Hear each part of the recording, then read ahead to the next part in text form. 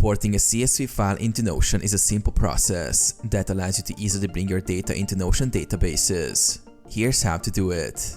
Prepare your CSV file.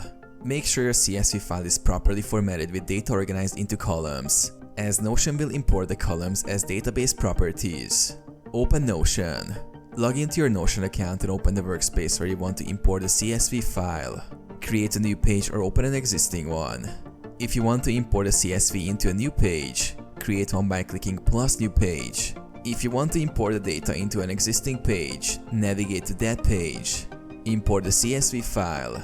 Inside the page, click on the body of the page and type /CSV to open the CSV import option. Then select CSV.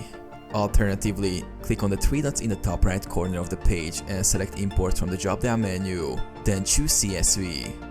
Select your CSV file from your computer. Review the import. Once uploaded, the CSV will be converted into a table, and you can adjust the column types or reformat the data within the Notion database as needed.